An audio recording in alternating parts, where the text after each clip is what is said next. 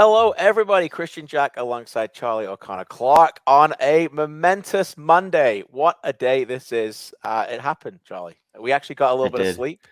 A little I bit. got 2 hours. I heard you got three, maybe 3.5. Something like that. Yeah. Yeah, it wasn't a lot. Not a lot. No, I felt like it was a night not to sleep. I just couldn't sleep. Yeah. Just sitting back but yeah, we are here. We are here with you for probably at least an hour, and it might go longer. Honestly, why not at this point? Yeah. We don't need to put a time on this. We're gonna have friends join us later. I'm hopeful. Sid Seixeiro, James Sharman might get here. We've got reaction. You're gonna hear from lots of players on the pitch. And yesterday, John Herdman will join as well. You'll hear from him from his reaction yesterday. But to start, we want to hear from you. So put your comments in there. We're going to be answering some of your questions. We know this is a special day. We know you've got a lot of feelings. We want to hear from you and answer some of them and talk to you guys on what is the day after Canada's men's national team qualified for their first World Cup in 36 years, and over 30,000 people were in, well, with they announced 29 plus, but over 30,000 people, trust me, were at BMO Field yesterday. Charlie O'Connor-Clarke, you were there as well. You've been a big fan of this team for a long time. What did yesterday mean to you? Who did you think of, and how special was it? It was a surreal moment. Like there were times I wasn't outside for the whole game. I have the utmost respect for everybody who was, because it was really cold. But I went outside at the end of the game and just kind of took a moment, and it was weird. I don't know how to describe a moment like that. You shiver when you just see that, because it still doesn't feel like it's real.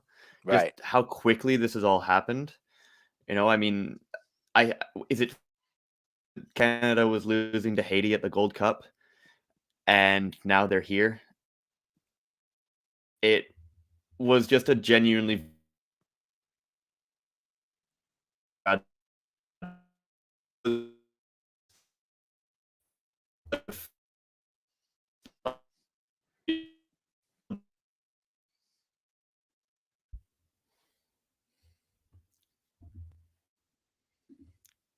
Did I lose Charlie there for a second? I think I lost you there for a second. I think we're you still lost here. Me yeah, for we're a second.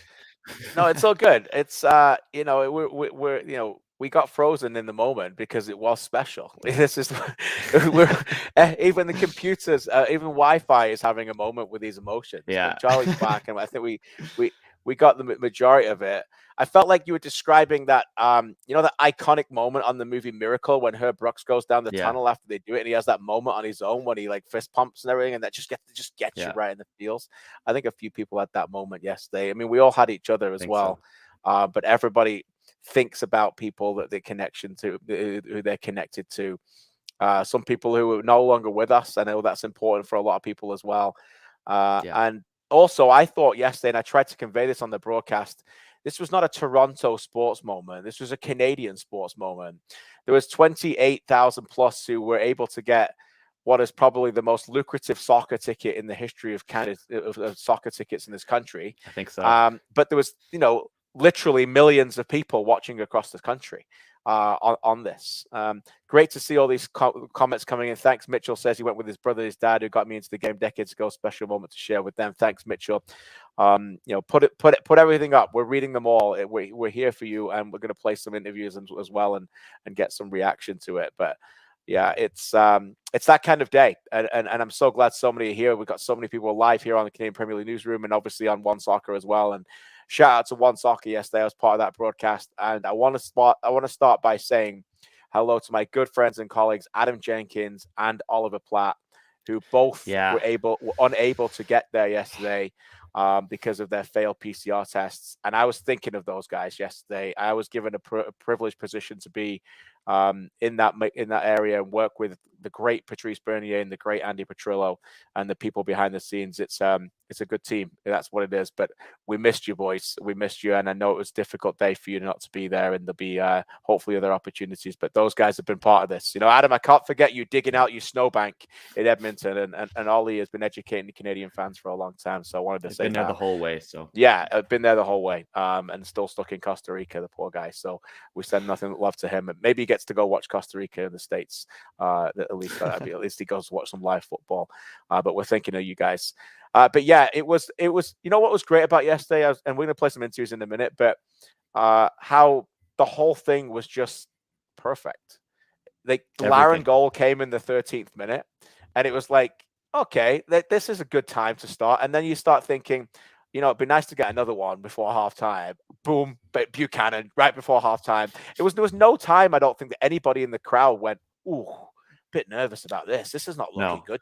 Jamaica have had a few chances here. Like, this could go sideways. Like, no time at all. Right, Charlie? That's what I think. I got the feeling. I think from kickoff, I think maybe just a minute into that game, you could tell that Canada were all business in that game, right? Great point. They came and it would have been easy to get kind of caught up in a moment or look ahead and expect the game to come. But right from kickoff, Canada were fully in control. And I think everybody in that stadium could tell that the goal was coming and it was coming soon. And it did in the 13th minute with just an unbelievable piece of build-up play. I think 8 players touched the ball leading up to that goal. Yeah. Just phenomenal stuff. And for it to come that early, it was the moment that BMO Field was waiting for. They knew it was coming, but for it to kind of take that burden off the shoulders that early and just kind of make sure that it was going to be Canada's day, it was perfect. As you said, it was an unbelievable moment. And I think everything from, the very start of that day, from the Canadian bus arriving at the stadium to the very end of it, everything was exactly, the moment that I think everybody has dreamed of. And it was so much. I know that Canada really wanted to qualify in Costa Rica on Thursday, but I think that this was a lot better. The more I talk to them, I don't know if they actually did. Look, they're not gonna say they didn't want to try and win the game. Yeah. But this was God's plan, as was singing out over the anthem, by the way, at BMO Field. So look, the great thing about yesterday was it was a day that Canada deserved without concern, and that's been a long time coming.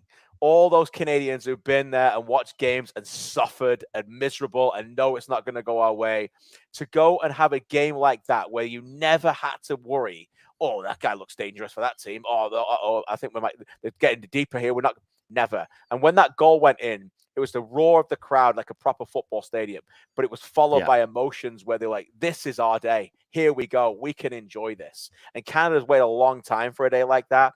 Push aside the nerves and enjoy every moment of it. That's what was special for me. All right, let's get to some sound. Let's play John Herdman first. Here's John Herdman on the field after the game with myself. I'm here with John Herdman. I'm going to get to the history in a second, but what does this moment feel like? Oh, my God. Unbelievable.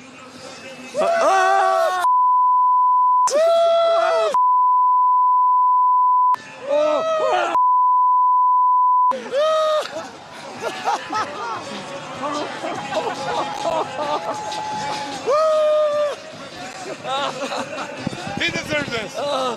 That's a champagne supernova, man, right there. This guy, that's him. This guy did everything.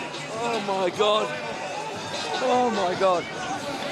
We were saying what this moment is like. Oh, just like that. Oh my God. You know what? You can play in a Champions League final. Canadians can play for Bayern Munich. And now they're going to World Cups. Canada is a football nation, man. We better believe it. And we're going to keep coming. We've only got started. You sat here in 2018 as I rubbed champagne on my eyes. And you said, we've got to get to the top of that mountain. Yeah. It's not going to be easy, you said, but we've got to get to the top of that mountain. You and this group of men did that. How did you do it? Just belief. Absolute belief. And I've got an unbelievable staff. Like, I'll get some of the credit, but the people behind this team, the Robin Gales, the Cesar Milans, the Simon Edie's, Jason DeVos's, Daniel Michelucci's, a team behind the team. We've been through some tough times, KJ. It's not been easy. I've knocked on doors for money for this team. And we did it. We just kept believing. And we've got talent. You're going to a World Cup. What does that mean to you? You grew up with Gascoigne. You grew up with Maradona in '86. You dreamed of watching World Cups. You're going to a World Cup. What does that mean to you from Newcastle? Look, I'm just happy for these lads. You know, when I first took over and I said we're going to go into a World Cup, we'll qualify, I don't think they believed us. And I'm happy for them because all of these fans, they've waited, and they've hung in with us. And we're going. Belief is an incredible thing, John, and you put that in this team. Congratulations, my man. Deserve it. Man. Thank you. Let's talk about belief for a second. What a great interview for John. Thanks again. He said he didn't think the players believed it. They didn't really. I mean, how could you when you take over a campaign in 2018 and you say we're going to make it to the World Cup? They didn't believe it at that moment, but they did quickly believe it, and he believed in them. That was very important, and they started to believe in each other. That's also very important. What was really crucial for me in all of this, Charlie, is the infrastructure that he and his staff, he named them, there's been many others, built around this group to be able to perform under pressure. And that's what really Canada didn't have earlier, to believe that they could perform under pressure. And that's what they were able to go out there and deliver. And then the talent reference got there. Yes, Marty Thompson, our former colleague, I did throw a Champagne Supernova reference in there. Thanks for the comment. Trust me, I couldn't even see. I didn't know what I was saying. But that's what I mean. You know, Charlie, he worked backwards. You know, he re-engineered the goal. It wasn't about, our first camp in Messier and our friendly against New Zealand, then we're going to play Aruba. It was, let's work on getting to Canada to the World Cup, and work backwards from that goal. And you can see how that galvanized the players. Yeah, it absolutely did. And it was very clear from that very first moment. I don't think anybody really believed him in 2018 when he took over that group, when he said that, we want to qualify for that 2022 World Cup, because that's, the last chance that they would have to earn this, right? Before they get one for free in 2026, before this 48 teams the year after. They really, really desperately wanted to qualify for this one. Yes. And it felt impossible in 2018. I think all of us would have said it's really cool to talk about that, but it's absurd. It's absurd to think about, but it came together so quickly, and they didn't necessarily start this kind of meteoric rise from that moment in 2018, right? They had a lot of tough moments in 2018 and 2019, where they beat the US at home, but then they go down to Orlando and they get absolutely dominated, right? The belief that John Herdman has created around this team is just exceptional. And I think it took a while for it to kind of show on the outside of this team, but you talk to any of the players and I think it's been there for a very long time, and they were just kind of waiting for it to explode. This was one moment. This was the one moment this group had. This had to capture everybody. You guys are watching us on a Monday lunchtime. You guys are interested. You're invested. The country, million people watching this game. This was the one moment this group had to do this, because in 2026, it was being handed to them. It was being handed to them, an invite to the greatest tournament in sports. They were going because they were hosting it. That run, that journey to get to that destination will nowhere near have galvanized this country anywhere close to the level that this would have done.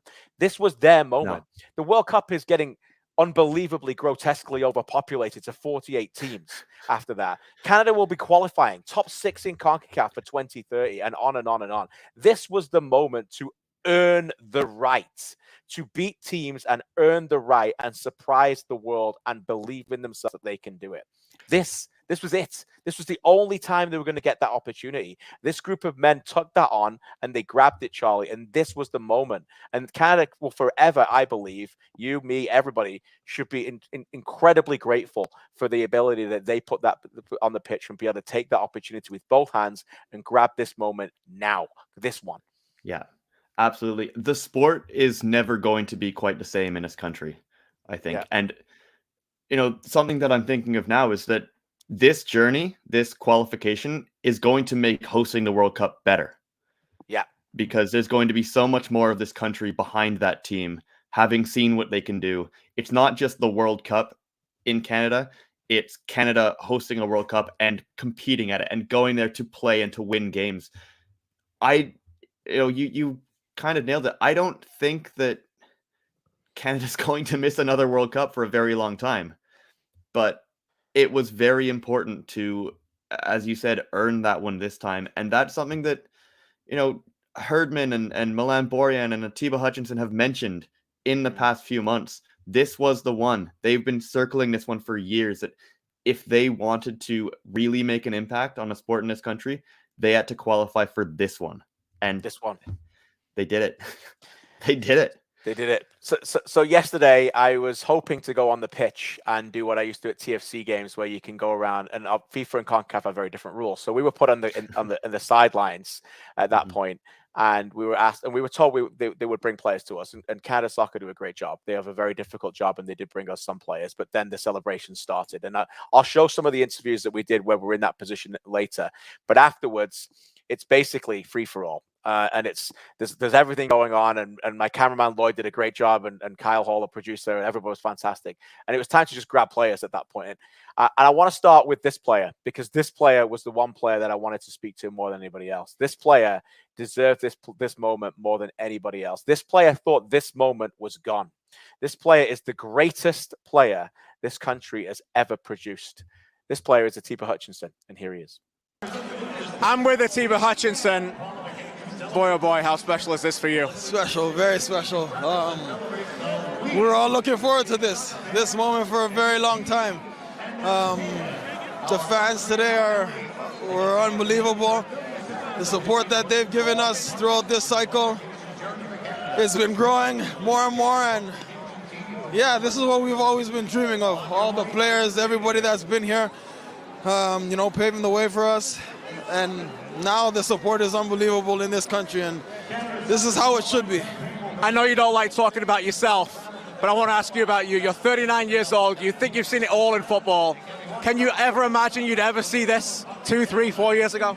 No, I didn't think this was possible. I thought this chance was gone a few years back, and yeah, it was kind of out of my head, to be still playing and giving myself a chance to represent Canada and hopefully qualify for a World Cup. And yeah, I mean, now we've done it. We've done it as a team, as a country, and it's amazing. What would it mean to you to play for Canada in the World Cup? What's that going to mean to go as a 39-year-old to go play in Qatar? Dream come true. Yeah, it's something I've always been dreaming of since I was a kid. So if I get that chance, if I stay healthy enough, fit enough, it'd definitely be a dream come true. Of all the players today, and every one of them deserves this moment, I am so happy for you. Congratulations. Thank you, Kristian. Appreciate it very much. Thank you. And he will be, if he plays, God willing, I'm sure he will be the second oldest outfield player in the history of the FIFA Men's World Cup to play there at 39 years old. This tournament has been played, this great tournament, since 1930. And only Roger Miller of Cameroon will be older as an outfield player than the great, and I mean great, Atiba Hutchinson. Great. And we can all hope that he will be there on the pitch in Qatar with that fabulous number 13 on the back of his brilliant Canada soccer shirt. Your thoughts on Atiba Hutchinson, Charlie? And it's great to see so many people putting in the chat here and having so many people join us. This number is incredible today. It's incredible. I was really happy to see the reaction of the crowd when Atiba came into the game yesterday. I think as soon as I saw that he was going to be on the bench and not in the starting 11, we all knew that there was going to be that moment that he had to be substituted into the game specifically for that moment. And BMO Field delivered.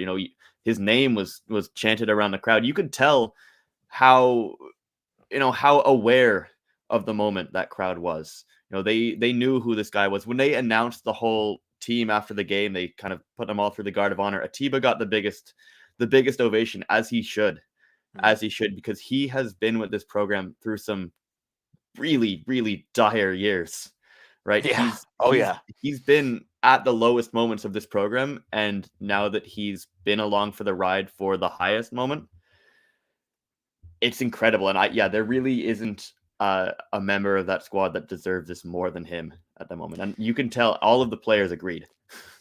Yesterday was not the moment for me to ask the question. I understand sometimes when journalists will interview a player who's just won a World Series or a Super Bowl about your future and what do you want to do next? You're a free agent. And I always, as a fan, think, I understand why they have to do that. Nobody put pressure on me to ask it, so I wasn't going to ask about the future. But it did hit me yesterday that it could very well have been his final game ever to play for Canada in Canada. That did hit me yesterday. I don't know if that's the case. I'm sure there's going to be friendlies and World Cup warm-up games. We don't know if he's going to be ready for that. But it certainly was his final, or we can say this, his final competitive game for Canada in Canada. There's no doubt about that now. This is a man I've been interviewing for 6-7 years in a row, and every time I interview him, I feel like I ask him, when are you going to be done? And he just kept going. He didn't know.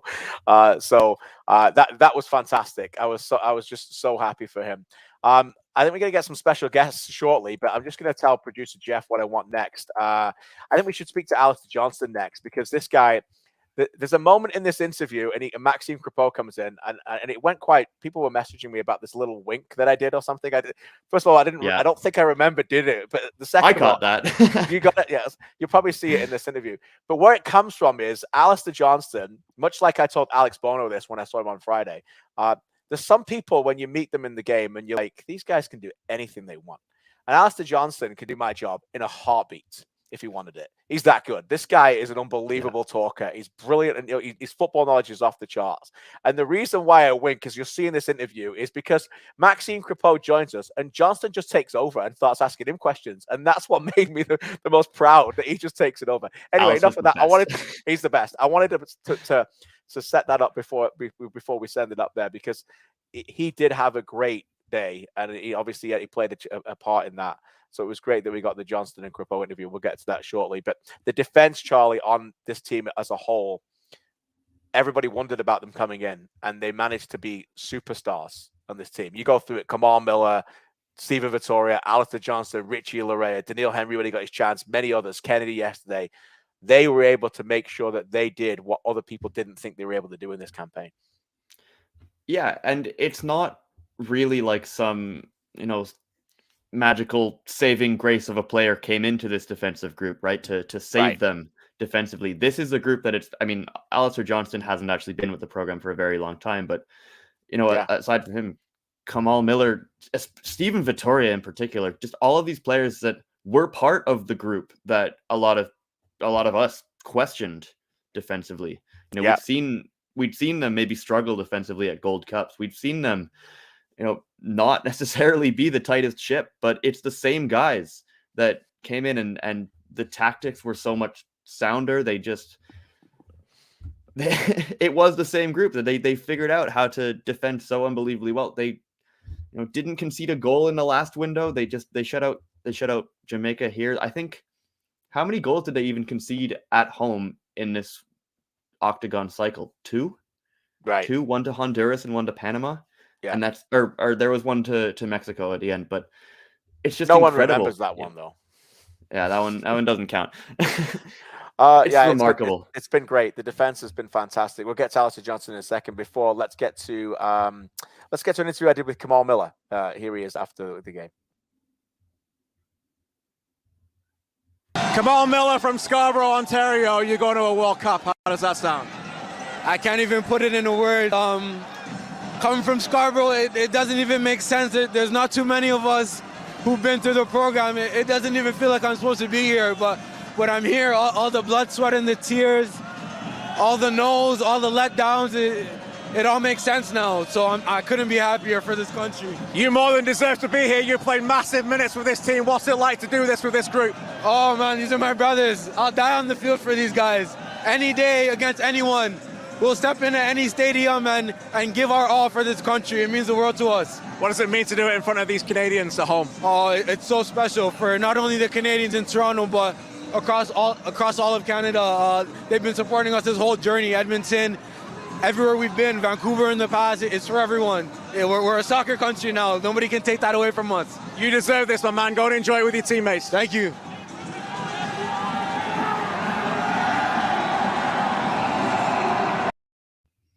Great scenes. I thought Miller was marvelous in Costa Rica, by the way. I thought he was one of the best players.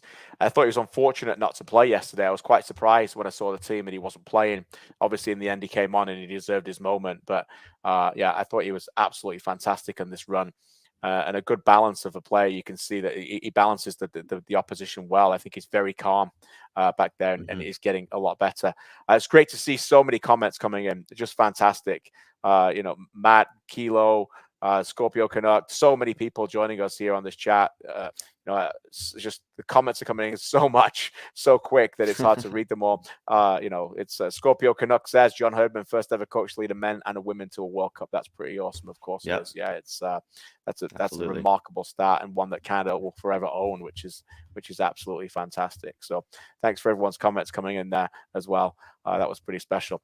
Really, really great to see the defense work hard on that moment as well. So that was great. The other thing I want to ask you about, Charlie, was the goalkeeper. Now, obviously, Milan Borjan has been an enormous leader for this defense as well, and I think that was really important. Yesterday, he didn't make a save that he needed to make of it. It was just one shot on goal, just rolled at him. But he's made enormous saves throughout this run. I want to talk to him if we get Sid on later, because I know he was on Breakfast TV this morning. But you could just see that excitement in him yesterday with the champagne, and how much of a leader that guy has become on a team that is very young, really. Yeah, and he's another one, much like we talk about Atiba Hutchinson. He's a guy who's been around for a very long time, and I think that there were moments, maybe even a year ago, where we weren't necessarily sure if he was going to be the starting goalkeeper for this team going forward, right? He's what is he? He's 38 or something like that at the moment. I think he's a little younger than that, but maybe a little younger than that, but even still, he's been through it all in football. He's seen everything at the club level in the Champions League and so on. He was never really, for a moment in this World Cup qualifying cycle, not just massively committed to this task. And he has been a savior for Canada at a lot of moments. That huge save on Weston McKennie in Hamilton. Massive, that one off the goal line in Edmonton against Mexico. If he doesn't make that save, and if he doesn't, after the one goal they did score, if he doesn't jump on the ball for a good 2 minutes, I don't know if Canada wins that game. He's just such a heart and soul part of this team. He's always the guy in the middle of those huddles at the end of games. He's the guy that's just screaming at this team. He's the motivating presence among the players. And, he's just so important to this team and such a character in this group. Yeah. A character is a great word as well, because they are a mix of great personalities. And look, as I said earlier, I think that the team is so likable. For massive fans and connections to us, but people who are joining this team and just getting to know them, they're a very likable bunch of a mix of great personalities. Talking of great personalities and people eventually will take my job, here is Aleister Johnston. I'm with Aleister Johnston, born in Vancouver, BC, but came back to Toronto. You all over the country you represented. Yeah. Special Canadian moment for you. How does this feel? Yeah, this is a Canadian heritage moment. That's what it is. It's something that you dreamed of since a child. It's amazing that we finally got it over the line. It's one of those ones that we've been thinking about it. It's been in the back of our minds, but to finally get it done, to really realize we are going, we booked our ticket. It's something, it's hard to really put into words at this exact moment, but the whole group's just so excited. We're so excited for this country too. I mean, just the energy that we felt. It's been unbelievable, the support, and we can only imagine it's going to get bigger. So, it's just a great feeling. I'm going to talk about the group in a minute, but you played an enormous amount of moments in this. You came in pretty early in the campaign, played a lot of minutes, almost the top minutes of any outfield player. Defensively, you were very important in the game as well. What's it like to contribute and make a significant difference? Yeah, I'm going to look back on and be really proud of that. But at this exact moment, I'm just so happy for the group. It's one of those ones that didn't matter how, it just mattered that it did happen. And, now that we got that done, we're just super excited. But, yeah, I'll look back on it definitely, and there'll be probably some pretty cool stats, some personal accolades in there too. But the biggest thing was getting to Qatar, and we did it. You're a football nut. You love your Man United. Your family loves your football. You know what it means. You've been watching World Cup since you're knee high, as people continue to walk through the shot here. But what does it mean to you to go to a FIFA World Cup? It's one of those ones. It's the biggest sporting event in the world. So to be able to, finally be a part of that. With Maxime Capot, don't leave. Don't leave. Yeah, so what does it mean to go to a World Cup? You watch that growing up. For me, it's to think about us playing with the best players in the world, the biggest countries, the biggest footballing nations in the world. Canada's going to be out there. We're going to be out there. We're there, and we're going to win. We're going there to win. Yeah, we're going there to compete, baby. We're not going there just to show up. We're going to go there. We want to turn some heads. That's what it is. Win some games. Exactly. Yeah, so that's our plan. How important was this man, Aleister Johnston, right next to me in this group? Sorry? How important was this man to this group, Aleister Johnston? Oh, Est-ce que c'était important? Oh, non. Oh, non, allez, non, non. the wall, the man, man himself, stopping whoever stepping up. He has no idea against who he's facing, the guy. So, Ali's the man. This is special for you, Maxime Crepeau. It is, yes, it is. It's fantastic. You know, it's a group of guys 4 years ago. We got together, and then we've put in the work. We invest our time, effort, and then there it is. You guys deserve this. I'm so proud of you. Go enjoy it. Let's go get some champagne, baby. Let's go get some champagne. Great characters, Incredible.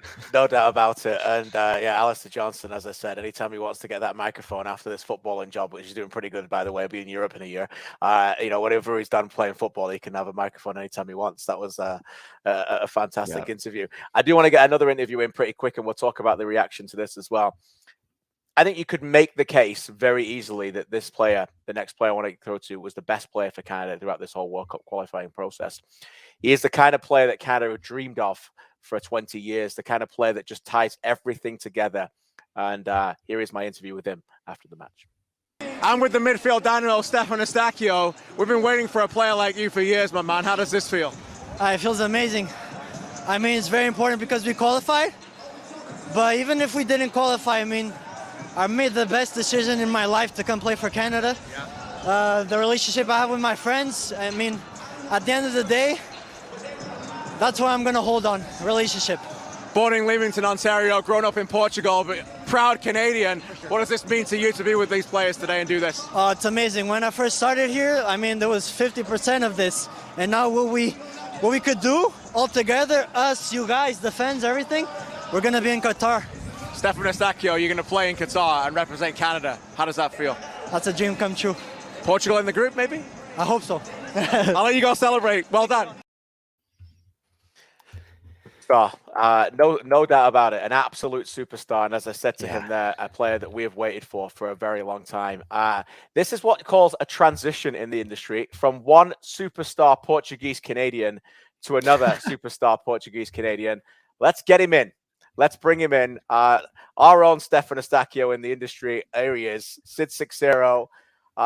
Sid has just been spending the morning. I think he got up when I fell asleep this morning about 3:30, and he spent the morning with Milan Borjan and Atiba Hutchinson. You know, as you do with the stars. Sydney, great to see you, my friend. This is a special day for you. I know. How are you feeling? Oh, future's so bright, KJ. We got to wear some shades, man. Future's so bright. I'm basking in the glow of this. This is still I haven't is it sunken in yet for you guys? That's my first question. I haven't sunk in for me yet. No. It won't for me until the draw, I think. Oh, so a solid Until we 6 see. days away or 5 days away, whatever. Yeah. I'm still like I have to tell you everything you need to know about Atiba and Milan. Like this, all you had to know is this: they went to sleep at a late hour.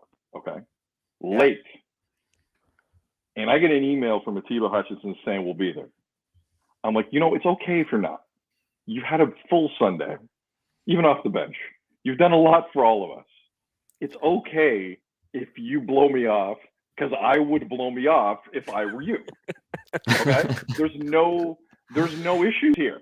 All right, you're going to a Mundial. That's fine. If you want to sleep in before the Panama flight tomorrow, go ahead. And not only did they show up, they were on time, tested. Wow. It gives you a little window into, like, you just don't get to a World Cup without some level of professionalism. No. And these guys are pros, as KJ can attest, way more than me. These guys are pros. So just to have them, honestly, selfishly, KJ, it was a cool morning. It was a really cool morning to have him in the day after. And I'll give you this. I privately asked them who they want in the draw. I didn't ask it on air, but I said, so are you guys thinking of the draw? Like, who do you want? And Atiba's like, I haven't even thought of it. And then he started to go like this. Then he started to think about it. Yeah. Milan knew right away. I'll ask you both for guesses. What country was out of each guy's mouth first?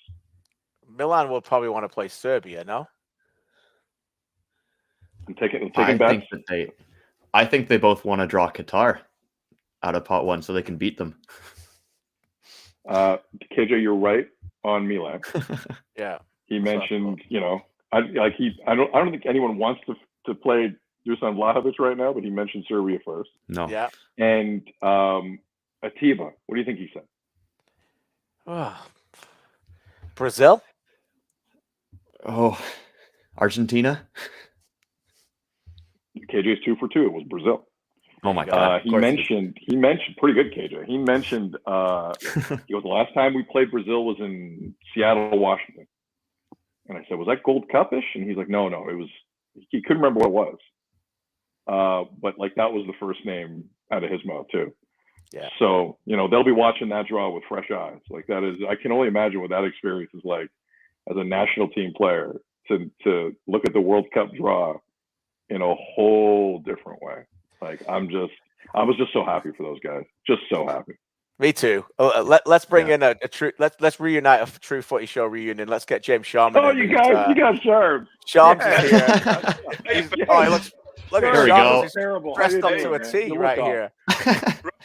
Rough night, mate. Oh, are you, man? You know me. Just a lot of Chips Ahoy cookies and milk. By the way, this guy's so professional. He's asleep at 8 o'clock every night. He doesn't even check his phone after. This guy's professional. Trust me. I know. I missed BT this morning, but I was hoping to see it just to see how he looked. I bet he looked rough. Must have looked rough. No, they look better than me. They both look better than me. It's not hard, mate, is it? Yeah. It's Atiba Hutchinson and Milan Borjan, mate. Like they're legends of the game now. You know what I mean? I know. Yeah, this is great. Footy show reunion. Footy show. So for those who don't know, I worked with these two fine gentlemen for about 35 days in a row back in 2010, and lots of great stories. Sid brought his very own World Cup trophy to the studio every day. It was there. We looked at it. We never believed it would ever talk about Canada. But the reason why I answered Brazil there for 1 second is, for me, that is the team when I think about World Cups. And I know England and Argentina, and we could talk about, Maradona, and there's so many, Germany and Italy winning it. But sorry, Italy, you're not even there. But you know what I'm saying? Like Brazil's the World Cup team, Charms. No, that's the, Pele and the 3 times in 4 attempts. What do you think? Yeah, I agree. I think when I first discovered football, before Charlie was born, a long time ago, like in the early 80s, it was Brazil, right? And those yellow shirts, Socrates, and obviously Pele was the one. I mean, he was a household name back then, grew up in England, and the shirts looked so beautiful. They popped on TV, the blue shorts, it was very much Brazil, Brazil, Brazil. Yeah. Even if they didn't win a World Cup for a while at that point, it was, almost that romantic ideal, right? Brazil, football, the samba. It transcended the sport and the World Cups. It was so special. So even to this day, it's very hard to find someone that dislikes Brazil unless you're Argentinian, right? Yeah, you always kind of root for them. Yeah, that's the only one. Talking of Argentina, we know Sid loves Messi. How much would you love Argentina in Canada's group, Sid? To get you Messi love. Oh man, are you kidding me? If Atiba puts the clamps on that guy, let's go. Let's go. I mean, listen. I'll take Argentina. Messi's done. So he's obviously done. Like let's not act like it's a blip in his career. What's happening in PSG? The guy's done. He's done. But going back to Brazil, I'll tell you this. I'd love Brazil in Canada's group, not for any sentimental reasons and valid reasons that have been mentioned here on the pod, but Neymar's rarely in shape. So I'll take that matchup. You throw him out there against our guys? Aleister Johnston sorting out Neymar where he can keep rolling. What do you reckon? Slide right through. Daniil Henry. I don't see a Kaká on that roster. Let's go. Let's play. Let's go even up. Us against them. I like our odds there. That sounds great. That's Friday. That's Friday, by the way. And by the way, while I've got you, anybody who wants to join me on Friday, I'm doing a live World Cup watch party draw. So come on in. Watch the draw, and let's have a party. Anybody who wants to join me on Friday, I'm going to promote that right now. That's for Friday. We have to register what happened yesterday, though. James, I know you were there, as you should be. I know you were in Costa Rica. What was your overriding emotions yesterday at final whistle? What did you think of, mate? Oh, did we lose him? 3 years of pandemic, still doesn't know how to unmute himself. I think Wi-Fi in your car is pretty bad, though. Yeah. I'm losing you now. Oh, he's Once back. again, There you are. technical difficulties. He's back. Oh, he's gone. He's not.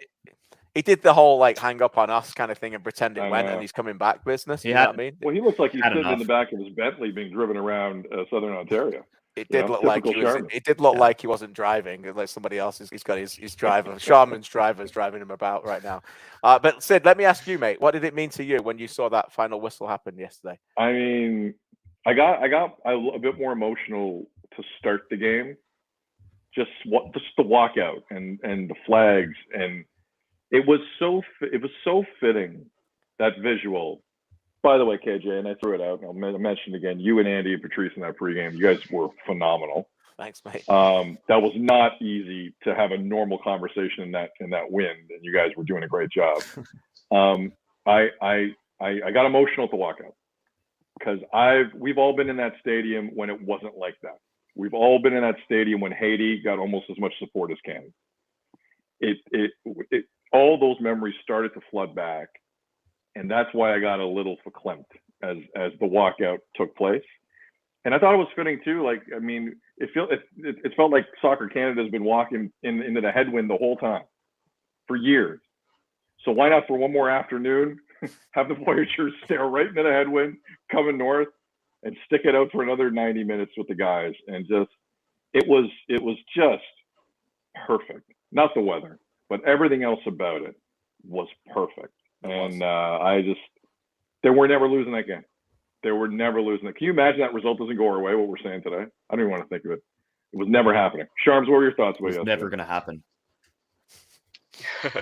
Yeah, you know what? I mean, for the first time, I think in my life, it felt like a proper big match experience for Canada at home.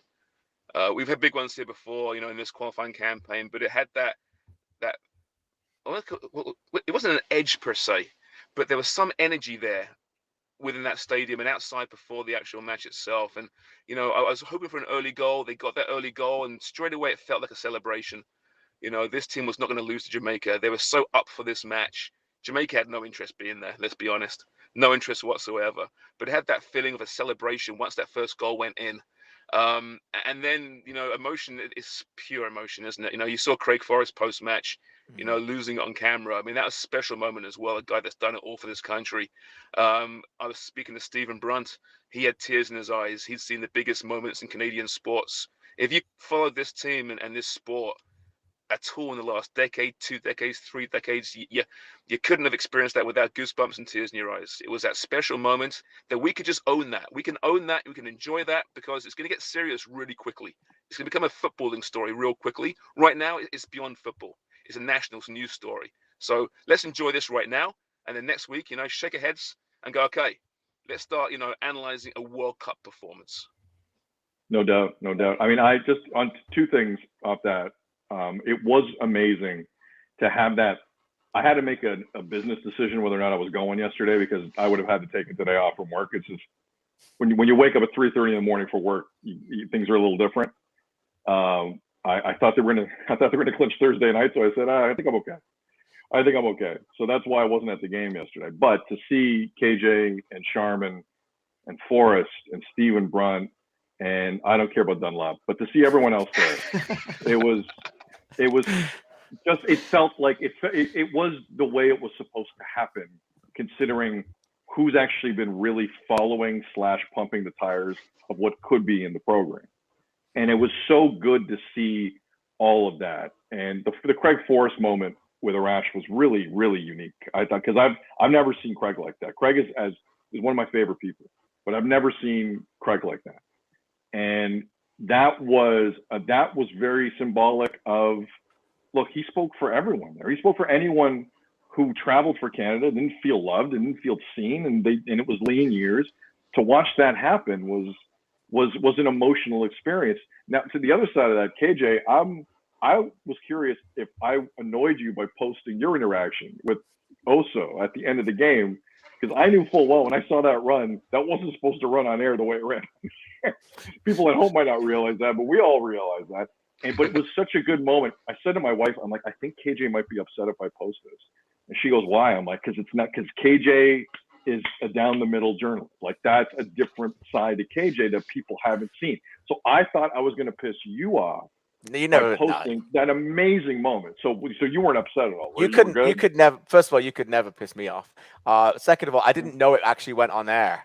So yeah. I think I'm probably going to throw to it because there's a few people in this chat. There's a lot of people, by the way, joining us internationally, which is fantastic and may not have seen it. So we'll cue it up right now. But just to give you a bit of background, we were told before the game I had to go in a certain area to wait for interviews, and so then they would bring players over to me. And James knows the story, and we could write a book on this, mate. But you go down there and you wait for people to come over to you, and sometimes they do, sometimes you don't. There's a lot of people that are very busy, and then the crowd, are all in the south end, and they start doing the little bit of walking around and doing the circle and everything in the pitch, and then Oso's first, and then he just kind of sees me, so I'm like. And that it was just natural, and then the rest is history. So no, I didn't know it made it to air. Producer Kyle called me later and told me and left it up there. It was absolutely fine, and look, it was just natural. Great moment. It was a great moment. Here it is for those who didn't see it.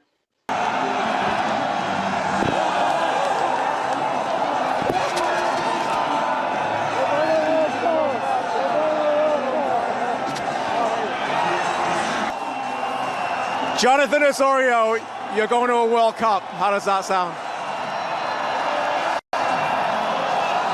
I'm speechless. Dream come true. A dream. We all dreamed of this as little kids. And as a Canadian, that was impossible. That was impossible. And today, the impossible happened. It's an incredible feeling. Oh, no. What's happening here? Richie Larea, we're talking about going to a World Cup. 2 Toronto boys going to a World Cup. How does that sound? It's crazy. I don't even know what to say, man. I'm lost for words, but it's a great feeling. I'll let also answer the rest of it, but man, this is crazy. This is a special day for the entire team. What does this teammate mean to you, these teammates? Everything, man, everything. Honestly, like these guys, everyone on this team here, man, we worked so hard for this moment, So to do it here in Toronto where, a lot of the guys are from, it's incredible, KJ. Sorry for my language, but it's incredible, man. Nobody's going to care about your language. Jonathan Osorio's right next to you. He's your teammate. He banged the drum tonight in the middle of Toronto. What was that like for you guys to see him do that? Yeah, honestly, this guy's done a lot for this program. He's led the way and all that, so it's special to see this guy do this for club and country, and for him to have that moment is, big for all of us, but especially him, his family. Everyone here knows who he is, so this is it's great. It's great. Richie Larea, you played left side, you played right side, you played defense, you played midfield. You're one of the best players in Concacaf. Congratulations, you're going to a World Cup. Thank you, KJ.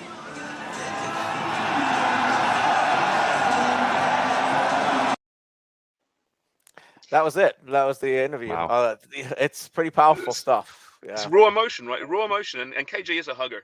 For those that don't know, he's a hugger. Nothing wrong with that. Nothing wrong with that. See, I think it's so fitting. I mean, Ozo's, like Richie was saying there, right? I mean, obviously plays at TFC. He's been a huge part of this program, a key figure. He's joined that leadership group, and that ages us all because we all remember when he broke through at TFC. A great story in himself, and I think that moment was one of those moments, right, that we won't forget. We see those iconic images from '85 in Newfoundland, right? Now we have our own from Toronto in 2022. That's pretty special. Yeah, it's about relationships too. Sorry, Sid. Go ahead, mate. No, sorry, KJ.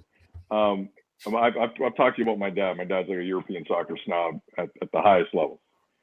But the more he's watched Canada games now front to back, he's watching. And he's a Benfica supporter, a staunch Benfica supporter. The Eustáquio news to Porto really hurt him, but he likes Eustáquio. But he keeps telling he watches every game and he says to me, that number 22, why doesn't Benfica get that guy? That number 22 is good. Why not he wanted Benfica to sign Richie Larea upon laying eyes on him the first time. He's like, they need to sign the guy. Listen, KJ, like what you said in that interview in terms of every position, I don't know if Nottingham Forest realize what they've kind of gotten themselves into here with this kid. They can do anything they want with him. Yeah. Absolutely anything. And for his career, it's a huge tool. I mean, he doesn't have to get stuck. I'm not saying he's the next like Alphonso Davies where he changes positions, but I don't know if Nottingham Forest know what they have even. Like the kid can do everything. You're bang on. He can do everything. Yeah, and he was marvelous for this campaign. Ultimately, as I said to him and Jonathan David were the leaders of minutes played. Aleister Johnston right behind it as well, and I think he'll be fine at Forest. He'll play there fine. He'll get his minutes. It's in a competitive environment. They're flying right now, and he'll get his chance. Spence is playing brilliant at fullback. He'll get his moment. I was saying earlier though, that interview it's about relationships. As I said, I didn't know it went on air. And I said earlier, and I've done I don't know 5 or 6 interviews already this morning, but it's really the only time as a broadcaster where I'm so invested in the team. I mean, James and I and Sid, we did Premier League games years and years ago, and his beloved Liverpool and my Villa will be playing. But we have to turn that head off sometimes because we're not just a fan on a couch. We are in our hearts, but at that moment we're broadcast professionals.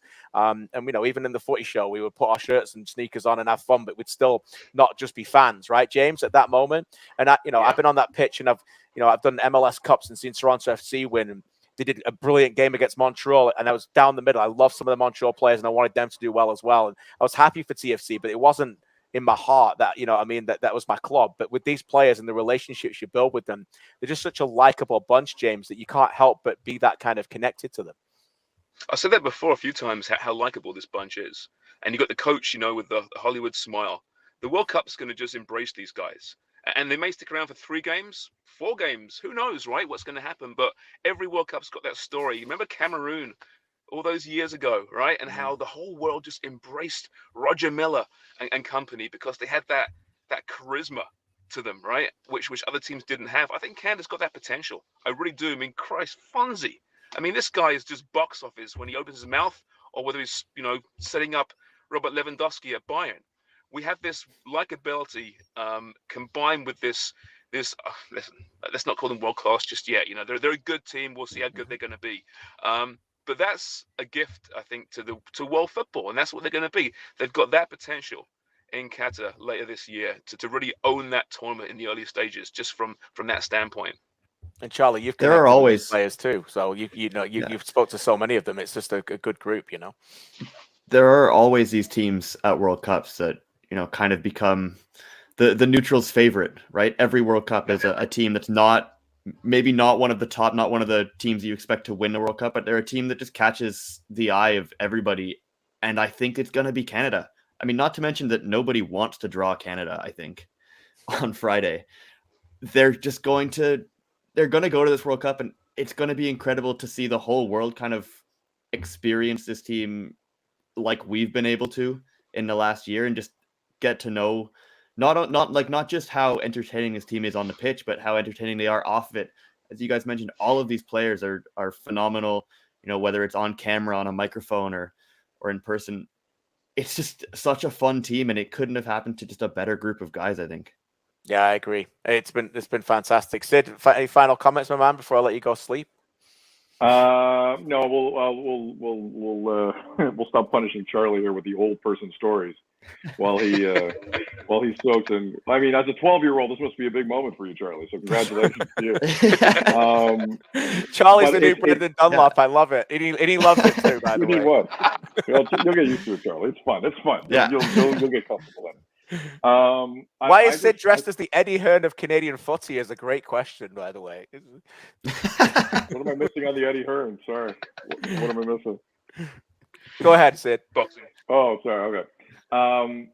I just like, we're not going to make up the numbers, man. We're not going to be tourists over there. Like, give me a draw. Are you telling me if Canada draws, like, and I know Egypt's still qualifying, let's say Egypt, Denmark, South Korea, we don't got a shot? Of course we got a shot. Yeah.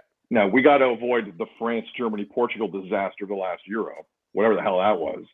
Maybe we got to avoid that. That group was brutal. Yeah, I don't want to be hungry. That group was fantastic, by the way. I loved it. Yeah. It wasn't that fun. It wasn't that much fun. Not for a Portugal fan. It wasn't that much fun. No. But like, I don't see a lot of permutation. I'm going through and I know with the situation in Ukraine, we're not going to know all 32, but like, I'm doing the math on something. We're in these groups.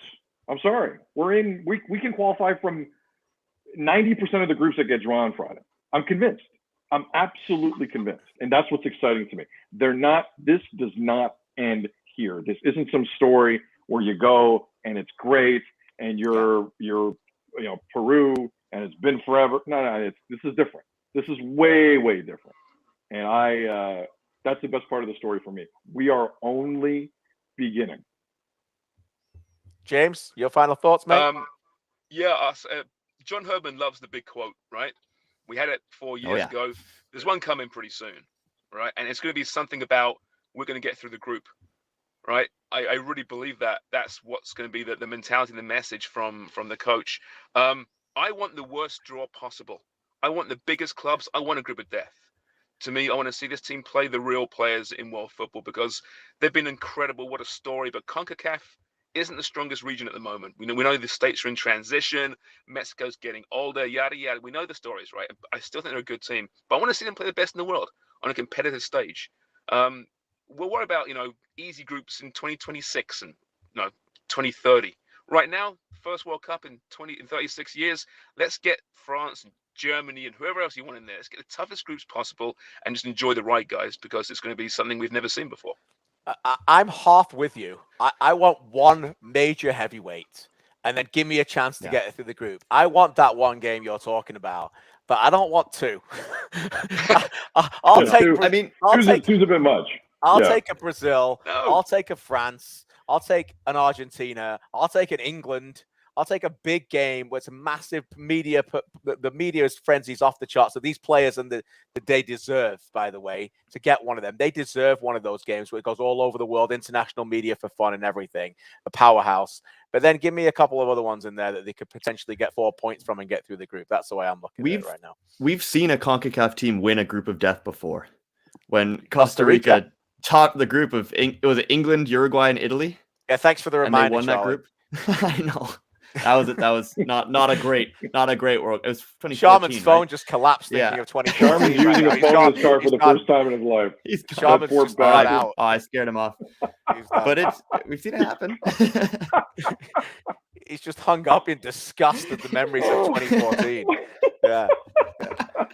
Either that or Suarez just bit his phone, one or the other. I don't know. It could have been that too. Yeah. Hey, listen, Sid, my man. I know you've had an amazing day, and it's probably dinner time for you right now. So thanks for joining us, mate. This has been fantastic. All right, Charlie. KJ, good seeing you guys. Enjoy the draw. KJ, hell of a job yesterday, man. It was great seeing you out there. It was only right. It would not have felt the same if you weren't out there. And Alain LaRouge. Oh, he decided to grace us with his presence again. It's great. James is back for a final word. We thought you hung up with disgust of 2014, mate. I'm sorry. I promise next time, KJ, I won't be in my car. Okay? I promise. Well, every time you leave, every time you leave, there's a joke made in the chat that people think you're getting driven by some chauffeur. It looks like you're not. Oh, no, I'm not driving myself, and thankfully. No, I just did an interview and I had to get out of the hotel, so I'm in my car. So I apologize, mate. Next time I'll be more professional. No. Although, look good. Nice suit. There's nobody looking more professional than you, right, mate? No need for an apology. We'll let your driver take you home back to your pie shop, mate. Thanks, mate. Cheers. Don't forget, check out Sharman's Pies as well. He's not only an outstanding broadcaster, he sells amazing pies. So go check it out. Wherever you are in the world, just make some orders and make him send them to you. He'll figure it out. Thanks, James. Thanks, Sid. This was a pleasure. See you, boys. God bless, boys. Alain LaRouge. God bless you too. Thanks, guys, for joining us. That was a lot of fun. Charlie, pretty fun chatting with those boys. And look, they've been around a long time covering this sport as well, right? So it's nice to get them on here.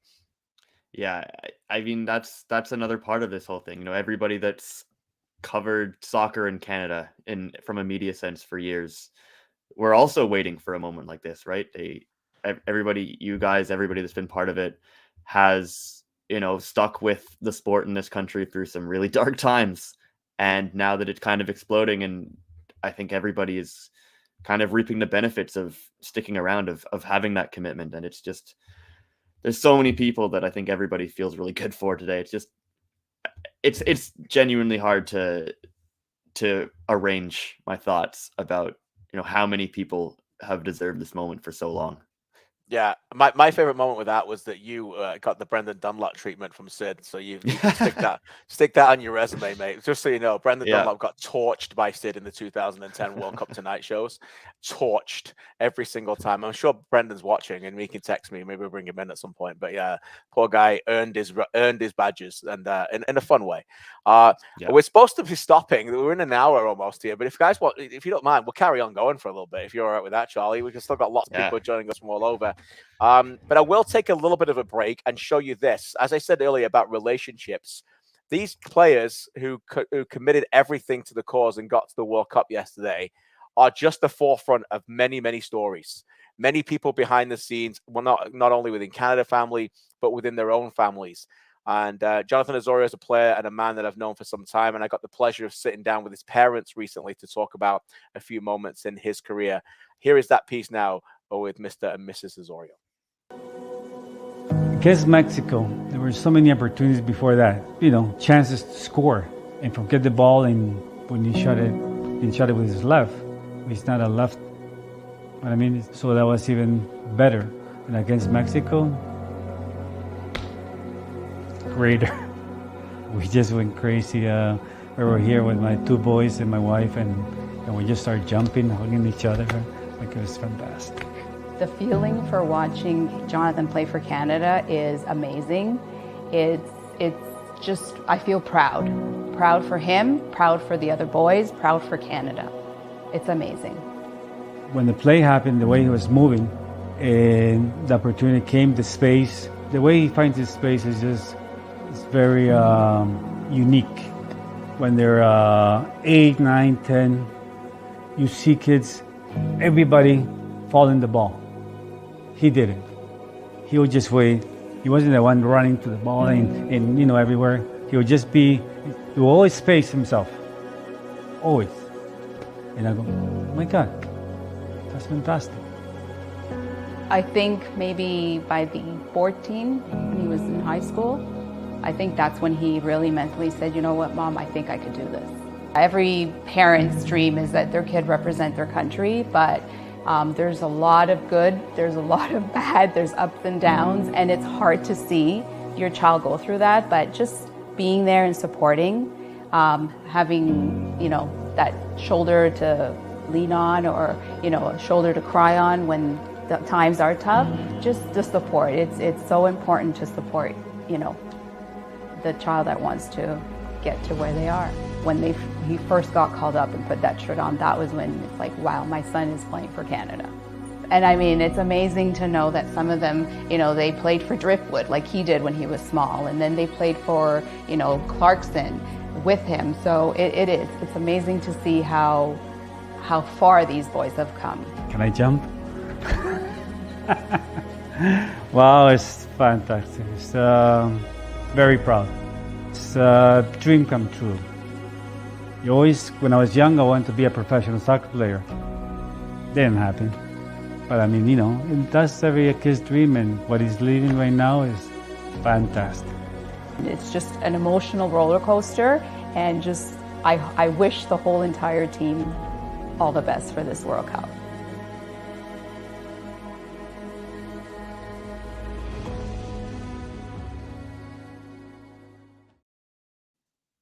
Hope you enjoyed that. And again, thanks so much to the Osorio family for welcoming me, Kenny, and Carolina into their homes to put that together.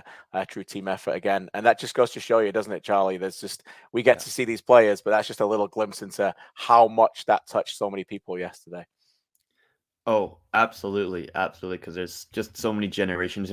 Every single one of those players has a story or a background of kind of how they came to the game in Canada. And for a lot of people, it's not easy to, find a place to play soccer as a kid in Canada at a good level. It's just every single one of those players has a similar story, has that kind of background. A lot of these players have, parents from other countries or something like that have seen the game around the world. And to see that reflected in this team with, it's a team that truly reflects Canada as a country with, the incredible diversity of backgrounds in this team. It's just remarkable. And I've said it so many times, but it's amazing. I love this team. Everybody does. Mm-hmm. Yeah. And again, like what Jonathan and I have talked, Jonathan and I have talked a lot about football over the years and his love for different clubs and Real Madrid. He's just a football nut. He loves, and that's why it means so much. Back to that hug, you can hear it when you listen to it, but like he's bawling in my arms, and he's screaming, "I'm going to a World Cup. I'm going to a World Cup." And then when I spent time with his family, I was talking to his dad there about Colombia and the World Cup, and they're obviously Colombians, and remembering the difficult time in '94, which obviously ended in an unbelievable tragedy. But and his brothers were there, Nicholas and Anthony, and it's just a soccer family. It just means everything to that family now to have their son go to the World Cup. So great to see so many comments coming in. I know there's a lot of South Americans joining us as well. So saw some comments from Cambodia. Thanks a lot. Great international audience here today, which was really fun. I want to throw to another interview now. On the pitch yesterday, I saw one of the leaders of the game, one of the leaders in this country, but no doubt one of the leaders in the international game. And yesterday he had tears in his eyes as well. Here is my interview with that man. I'm joined by the head of Concacaf, VP of FIFA, Victor Montagliani. I know you got your red scarf on there today. You should have. You played a massive part in this. How does it feel? Awesome.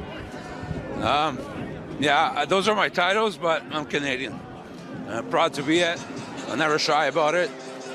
And these boys did this country proud. And listen, there's a lot of people that share in this moment. The fans have been fantastic. There's a lot of fans that stuck through this program in the last 10, 15 years that really deserve all the accolades of where we are today. Obviously, it starts on the pitch, but this country is a football country, and it always has been a football country.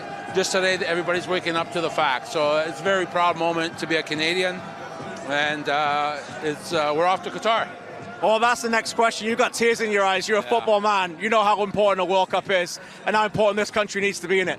Listen, at the end of the day, for a federation like Canadian Soccer, any federation, and there'll be hopefully 3 more of my federations that qualify, it's all about the World Cup. It's all about the Men's World Cup. It's all about the Women's World Cup.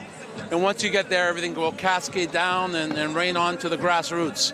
But it's all about the World Cups. And we know that now, and we're going to go to Qatar, and then we're going to host one. So it's a great situation for our country, and I couldn't be prouder. I know how much you love CONCACAF, but it's so great to see you today and see you wearing red. Congratulations. You played an enormous part in this. You deserve it. I appreciate that, Christian. And yes, you know what? I'm very proud of CONCACAF. I'm very proud of my 41 members, and I look forward to watching the games later on to see who are my other 3 countries that are going. Thanks for this, Vic. Cheers. Thank you. Those are the 3 countries likely are going to be Mexico, United States, and potentially Costa Rica, who are now 4th in that leg, and will be favourites to win that Oceania playoff, Charlie. So it's a good day for Victor Montagliani all around. And look, I think he would say privately that CONCACAF would want to do well there. So if there's only 3 spots, it doesn't get much better than having their 2 powerhouses, Mexico and the United States, get there, and of course his beloved Canada, which shone through in that interview, which was nice. Yeah, he did. I was pleasantly surprised at that kind of emotion from him. And the other thing that I do want to point out in that is he makes a really good point about the impact that qualifying for a World Cup can have on a sport in a country like Canada. There's so much money in going to a World Cup, I think has to be said, just the prize money from getting there, that, as he said, trickles down to every level of the game, men's and women's in this country, down to the grassroots. And that's something that other CONCACAF countries have benefited from, like Costa Rica has, Honduras has, Panama has. Canada's going to now as well. They're going to have that. And that's going to even further strengthen the game in this country as we head into hosting a World Cup, and then hopefully going to the next one, and after that, I've said it before, but the game is going to continue to snowball from here in this country because of this moment and because of this team. The draw is Friday. There's been some questions in the chat when it is. We are expected for the shenanigans, I'll call them, to get underway at noon. Anybody who's familiar with watching any kind of major tournament draw, and I should have asked Sharman for this because he's the expert at talking about horrendous music, is that you get some dodgy stuff coming on the stage and some really weird music, and everyone's just sitting around waiting for the draw and wants to time it out. And what usually happens is you have to wait through about 30 minutes of procedures. You don't need to do that anymore. You can just come and join us. Set your alarms ready for it. Put a reminder on your phone. I think we're going to come up an hour before. I think we should come up 11 a.m. Friday Eastern. Me and Charlie and abundance of guests. We'll just throw anybody in there and then come and join us. And we're going to watch this draw live together. Let's do it together, Canada. Let's join us all together. Come and watch this together, and let's have a lot of fun doing that. We expect it to start around about 12:20, 12:25. And what I've noticed in the past with World Cup draws, and I love them, by the way, is that they start going quicker than you want them to be. At that point, you can't keep up. After once they start, once it starts, it's like so maybe we'll even do a little, I don't know if I can plan this out in time, maybe we'll do a little bit of our own draw before, Charlie, in the first hour. Let's do our own draw and see what happens on Friday. Yeah, we'll do something. So join us for that. We're going to wrap this up shortly, but I want to throw to another interview with an outstanding player. You could argue that he was the man of the match yesterday. A goal and assist on the pitch, and a player that before this World Cup qualifying campaign began wasn't even in Canada's squad, was playing in the under-21s and under-23 squads to trying to get to the Olympics. A player now that is almost the number one on the team sheet. An incredibly shy man, but thankfully it was able to agree to do an interview with me yesterday. Here is my interview with that star man on the pitch. And with Tajon Buchanan, who had a goal and assist on a remarkable day for Canada, how does this feel to you? It's unbelievable. I mean, ever since I ever started playing soccer, this has been my dream, and to experience this in this country today on a day like today is unbelievable, and extremely happy. Your team is special, isn't it? The fact that how close you are. I mean, obviously Toronto boy like this from Brampton, there's a lot of Brampton boys on there today, and that's special. But the camaraderie that you have, can you describe it? It's the brotherhood, everything. It's this was meant to be. We put in so much work. And, to see where we all come from, it's unbelievable. And like you said, a bunch of Brampton boys, and, we're out there performing and putting on for our country, and it's a no better feeling. I know how much you love this sport. What's it going to mean to you to go to the pinnacle of FIFA World Cup? It's everything. This is what every player dreams about. And now that our ticket is punched, it's unbelievable. I can't even describe it right now. Last one for you. John Herdman brought this team together a long time ago. What has he done for this group to instill that belief? He made us all believe, that we could perform, be the top in Concacaf. He changed this program around, and now that I'm a part of it, I'm extremely happy, and the future is very bright. Tajon, your future is very bright as well. I'm so proud to see how you continue to develop. Thanks again for this. Appreciate it. Great guy. And as I said earlier, it's just not one who's very comfortable in front of the microphone and painfully shy in many ways. But I say that because on the pitch, there was a moment yesterday, I was on the sidelines. He comes right by me and he's got that speed. You just hear it in his boots. The moment he goes by, you just know that's a different level. And he does this move, I think it was against Brown, who just chops right through him, by the way. Do you remember the tackle? Got a yellow card? Yeah. He just did him. Easiest yellow card I've ever seen. Yeah, easiest yellow card you've ever seen. And I was like, this is modern day. This is new Canada. This is modern day Canada right here. The swagger on the pitch, just doing like step overs and then just getting chopped up by a fullback who can't even get near him. This is where Canada's at. And Tajon Buchanan has been a diamond that has been really found during this qualification process. Yeah, the things that Tajon attempts on the pitch are things that you wouldn't have seen in a Canada team of 5 years ago even. And the craziest part to me is that he's going to get so much better. He's a very young player who just made his move to Europe, to Bruges, and he is going to continue to get better as he continues to, find his place, find out where exactly he's best suited on the pitch. It's the sky's the limit for Tajon Buchanan, because I don't know if he's going to be at Bruges for very long, to be honest. Right. Like once he's already started to get into that squad, which is difficult to do when you go mid-season like that. He's going to continue to impress there, and he's just such an entertaining player. Even like people that I've spoken to that have just sort of started to pay attention to the national team during this cycle. Tajon's the one that they like. Where did he come from? Where did this player come from? Because he's just such an entertaining player, especially for somebody who doesn't watch a whole lot of the game, hasn't seen a lot of Canada play. You notice him on the pitch every single time the ball goes near him. It's unbelievable. He's really smart. He's a very smart player. First time I saw Tajon Buchanan was at the MLS Combine in Orlando, Florida, before he got drafted. And he was that Generation Adidas player. He was Canadian, and I knew that. And I went down there. There's rumors he was going number one. New England Revolution had all their Christmas presents delivered in one, by the way, that week, because he went to 8. He fell to 8 in that draft. And again, he did that, and it was meant to happen because it was God's plan for him. because Tajon has had a number of setbacks through his career where I don't know about that. I got to Syracuse. You can do what you can there. May play. I don't know if he's got enough skill to play as a winger. Do we put him as a defender? He's a complete player because of his mental aspects. He will not ever be told that he can't do something, and he's just got so much inner confidence that when he comes up on the pitch, and again blessed with pace in this CONCACAF region that nobody could deal with, Charlie. That's what this Canadian team brought. Even when Davies wasn't there, he had pace and directness that CONCACAF defenders don't see. His ability to stretch the pitch against a lot of teams that, when Canada has a lot of the ball, just his ability to kind of, create space for that team to get in behind fullbacks and to make those runs. And just his ability to take on players one-on-one, to beat defenders on the dribble, has been unbelievably important for this team. Just the chances that he's created just coming in, especially from that right side. I don't know if there's been a better player to come in and step in, especially when Alphonso Davies hasn't been there on this team. They're not the same player by any means, but he's able to do some of those sorts of things with that pace, with that ability to, stretch a team out, as I said, and to create that space by just beating defenders. He can nutmeg pretty much anybody in the world, I think, and he can find that pass. So it's been so important to have him playing in that attacking role for this team in this cycle. He also so committed without the ball as well. And there's times in this system where he's asked to play fullback when they go into a 3 and Johnston can cut deeper, cut inside, and he has to really cover. And his work rate has been very, very good. There was a moment in this World Cup qualifying game, the second game of the season, second game of the campaign, where the ball came over to his side against Mexico and he just missed it. He was a yard short and the ball came over and they scored because he didn't recover that moment. And I never saw him make that mistake again.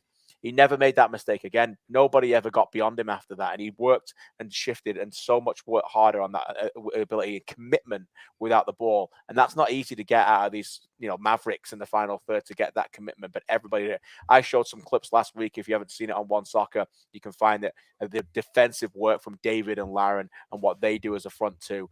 And that is the team for me. Defensively, they commit from the front. They've got defensive forwards who make good angles, and Buchanan. And everybody buys in. There's no defensive passengers in this.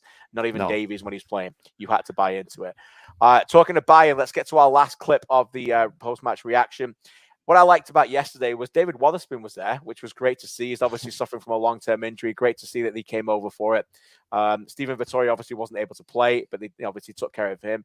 And Sam Piette, who's been a major part of this about this team as well for years now, was ruled out injured actually because of when he was playing last for Canada. Hasn't been able to get back on the pitch since, and he flew in that morning as well. So Sam Piette, who deserved it yesterday just as much as anybody else, joined me on the pitch after the game. I'm joined by Samuel Piette, who was unable to play today but played a lot of minutes. What does this feel like? It's crazy. I have no words.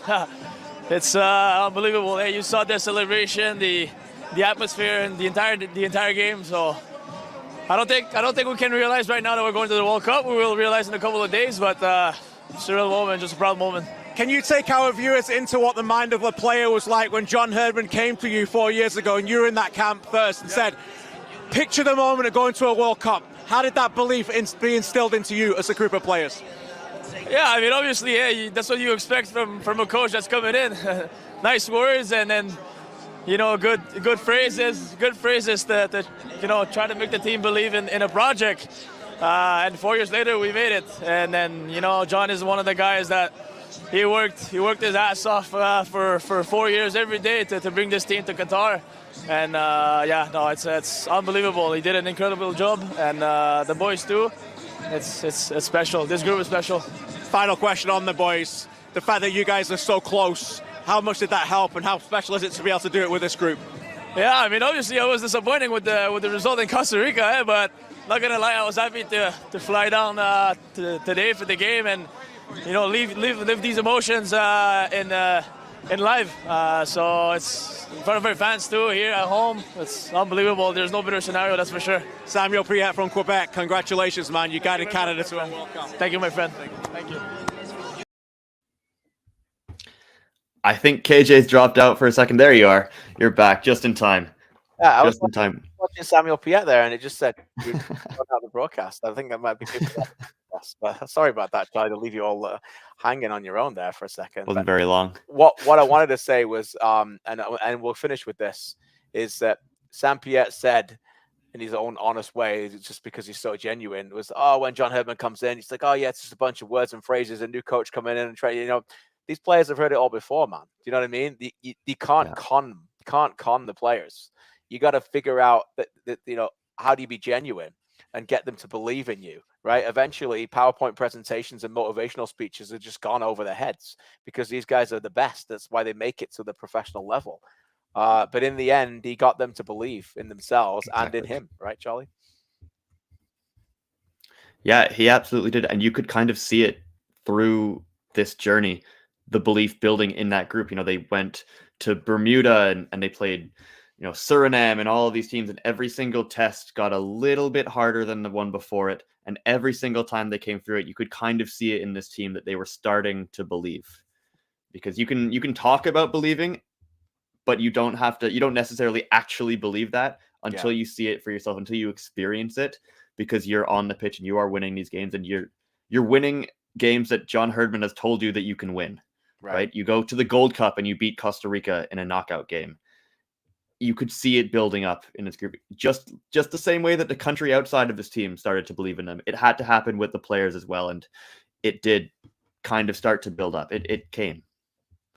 We'll finish with this. It's been a remarkable time for Canadian soccer. The women have won the gold medal in Tokyo and again announcing their squad very shortly again for a fantastic tour in Vancouver and then back on Victoria Island for the game that will be around the opening weekend of the Canadian Premier League as well. Charlie and I will be all over that on the 7th of April at York Stadium. They kick off the game, York United, and then we have 3 more games that weekend. A doubleheader on the Sunday with the rematch of Forge playing Pacific in that game and on Vancouver Island as well. We have the Canadian Premier League thriving. We've got the women's team thriving. We've got the men's team making the World Cup. And we've got a lot of people falling in love with the sport, and that's really important. And yesterday was just one of those days where people will forever remember where they were when. And Charlie, that was pretty special to be there inside that stadium. And again, thanks for all your work. It's a great piece that you wrote. Please check it out, campl.ca. Charlie's got some great work on there that he continues to shine on there. Please go read that. And some of the best pieces in this business are often the ones that are written from the heart. We don't always get to do that, right, Charlie? Because we're always covering games and doing all that things. But when you can sit down and write from the heart, that's when you write your best, my man, right?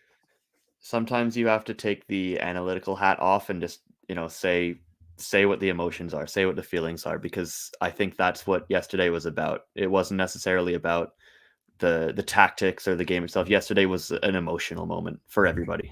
So I think that's the most genuine thing that we can do. Just be genuine and love each other. That's all we'll continue to do, everybody. Remember that. This is sports. We're not saving lives, but we are making lives better.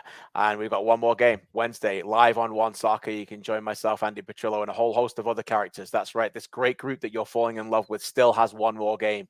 One top spot to finally clinch.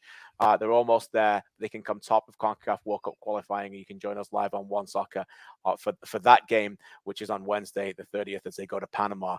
Charlie, as ever, will be all over it and also all over Canada as he continues to cover this great Canadian Premier League that we're on as well. Thanks to Charlie. Thanks to Jeff. Thanks to Nick. Thanks to Kenny, Carolina, and everybody else behind the scenes working on this show. And most importantly, thank you to Sid and James and to you guys for everybody joining us across this wonderful world to support this fantastic team and just put a little bit of a cherry on top in terms of the cake of what we had yesterday. This was important. I felt that we all come together and talk about this, and I'm so glad so many of you did and enjoyed a lot of those reactions again as we look back on what was a phenomenal day for Canadian sport, not just Canadian soccer. Join us on Friday. We will be back. We are going to do the live show on Friday. We're going to talk about the World Cup draw and we're going to watch it together. So please join us. Many of you can, if you can, take the day off work. Just whatever you can, or even if it's early, just around the world, whatever, just join us. We're going to get together. We're going to have our drinks and snacks, and we're going to watch Canada get put in a World Cup draw for Qatar 2022. Have a great day, everybody. It's real.